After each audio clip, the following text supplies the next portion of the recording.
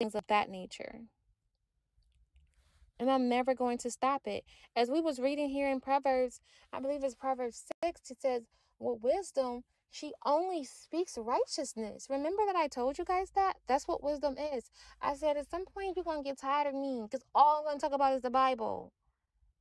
Nothing. She said her value is more valuable than rubies. And if I go to Proverbs 31, it says that a righteous woman, a virtuous woman, is valued more than rubies. So to me, it's telling me that a virtuous woman is wisdom, because the Bible describes wisdom as a woman.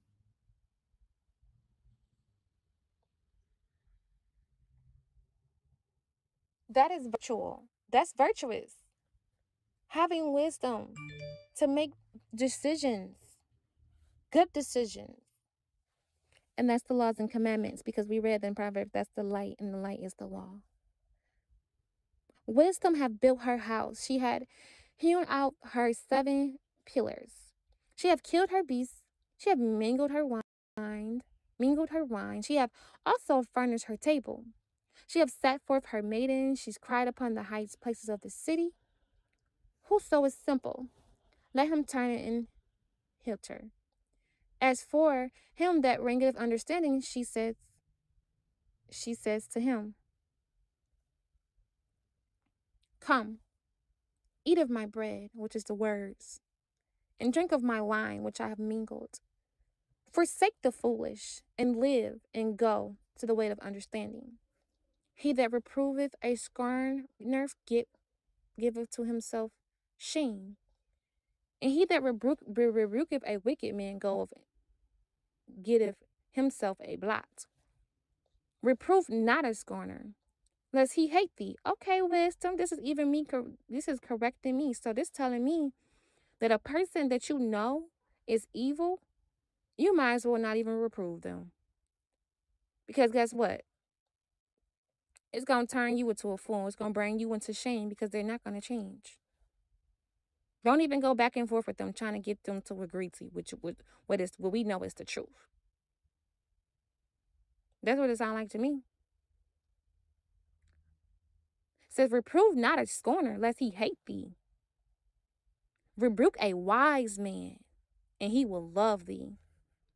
So if you're trying to correct somebody and they listening to it, they will love it. But they try to correct somebody and they're not listening to it, they're going to hate you even more.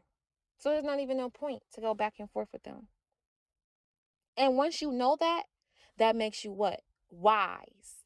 So there's no reason to have an audience to continuously see, because if you go back, this is how it all adding up. This is why I want you guys to see how it's adding up and playing into the renewal of the mind that I'm working on right now, renewing my mind. It goes back into the scripture saying how the Most High is an abomination to the Most High for the man who go back and forth trying to cause discord and mischief amongst their brethren. But now it says here what not to do to get to not go back and forth with a person like that.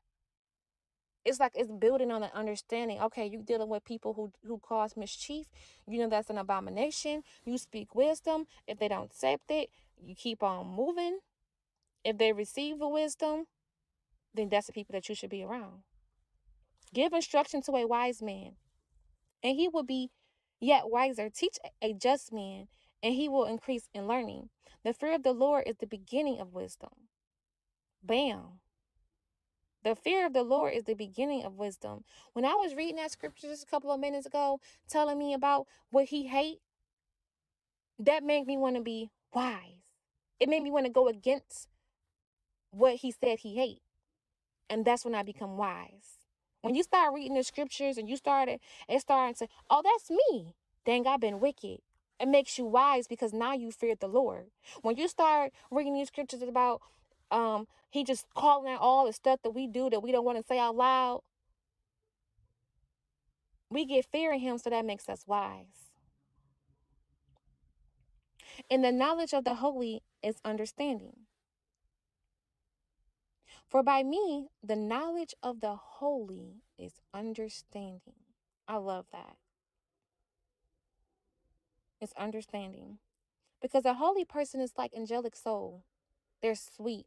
The word angelic soul. To be an angelic person, to have an angelic soul is a sweet person. That they most likely is sympathetic and empathetic to see people's situations, and they care. You know what I'm saying? They really care. So that's a form of being holy, when you can look at somebody and not and still feed them and want the best for them, even the ones who do you wrong, because you got understanding. I got understanding that people have to do other things to people because their life is not no good. And if they know that negativity in these times and got them is more powerful than positivity, so they rather receive the negativity in a sense to give them some power, because them being positive, they're overlooked.